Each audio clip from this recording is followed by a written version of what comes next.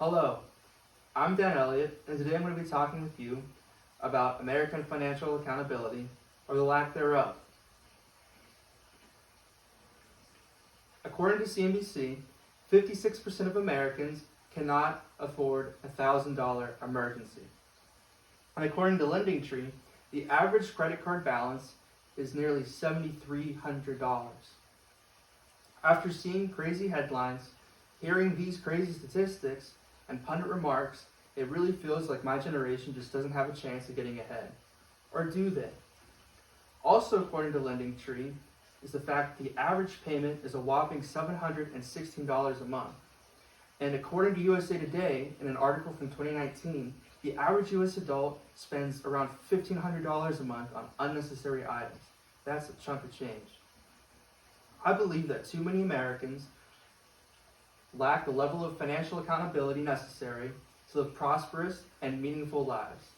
This can be resolved by asking, do I deserve this or did I earn it when purchasing products, taking ownership of bad financial situations, and creating strategies for accomplishing life goals. When I was 17, I was planning on going off to college.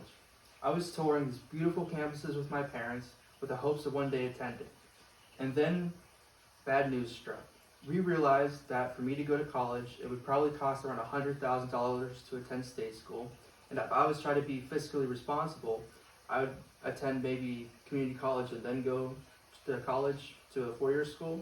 That would probably be another $60,000. So depending on the route I took, I'd be in student loan debt. I decided to take a pause and look at other opportunities. I realized that I could utilize my skill CAD drafting and go into the workforce and make about what I'd make coming out of college. So I sat down with my parents and let them know that I wasn't planning on going to college. By 19, I was able to land my first CAD drafting job, and by 22, I was the proud owner of my own home. My goal today is to help others realize the dreams they have and work towards it by taking the right steps, planning, and taking financial accountability. So how do we start? Well, first, we can say, do I think I deserve this, or did I earn it when making large extravagant purchases? Too many Americans are willing to just shell out the cash and not even think about if they can afford it or not. It's important when deciding on a product to look at your balances and know what you have going out and what's coming in. According to the Federal Reserve Bank of New York, the American credit card debt balance has reached a total of $986 billion. There's a total population in the U.S. of 335 million people. That's enough credit card debt for every man, woman, and child to hold a balance of $2,945. And we know the children aren't swiping the cards. Like I said, it's important to assess if you have the money earned, or if you can't afford luxury items and study to focus on meeting your basic needs. It helps to create a budget, and MoneyGuy.com has some great resources for helping you do that. You just need to take the line items of all your expenses and subtract it from your income and see what you have left. If what you want can be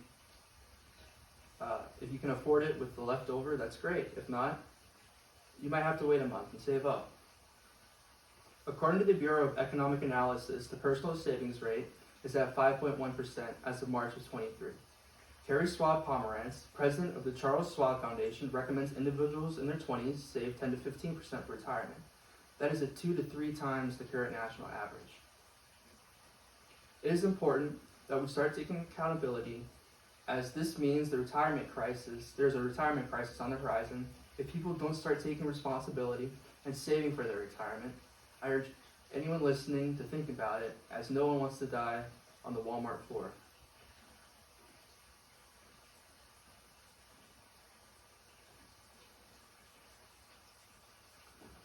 Another solution is to take ownership of your financial situation so that you may improve it. If finances are stressful, it is important to assess the root cause of the stress. Close your eyes and try visualizing a future in which the current financial stress doesn't exist. Instead of worrying about paying bills, you can worry about saving for a better tomorrow, buy the concert tickets you want, or even save for your kids' college. In the article, The Basics of Financial Responsibility, Investopedia recommends saving money for yourself first. It is important to think about yourself first in finances so that you can afford the emergencies that come up and look forward to tomorrow instead of fretting for the bills coming up. They also recommend paying down credit cards as quickly as you can. This is important because according to NerdWallet, the average credit card interest rate is up to a whopping 16.5%, which is very expensive. Another good step when looking at the causes is to first define what personally responsible means to you.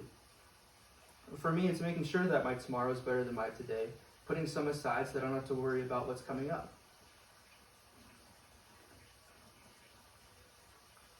And for my final solution, it's time to get offensive and plan the life you want. Remember that visualization we just did? How can we get there?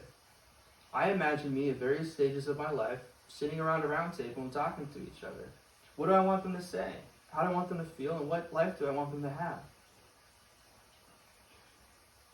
You could do some incredible things like pay for your kids' college or travel where you didn't even know you could go.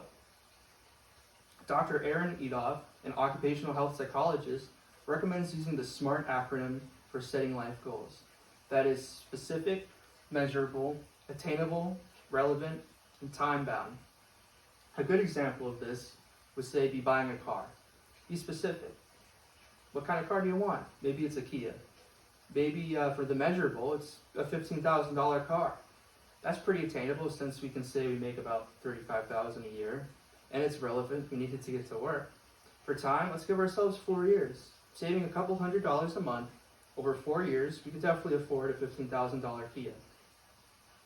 We can also assess how we're doing by looking at a schedule of how long we think it takes to save up a certain amount of money and go from there if we need to make adjustments. The Consumer Finance Protection Bureau also recommends taking time to document financial information and contact numbers before a situation occurs. It's very important to always keep track of your finances and contacts in case something happens you don't expect. That way, in an emergency, you're focused on problem solving instead of trying to find the information you need in order to start problem solving. In conclusion, anyone is capable at bettering their life, but it starts with taking accountability, questioning the unnecessary spending, pinpointing the causes of stress, and planning to achieve the life goals you may someday live, so you may someday live the life of your dreams. By doing so, not only do you prosper, but your family may prosper, and even your community can benefit from following these steps. It all starts with looking in the mirror and admitting that you can. Thank you, and here are my works cited.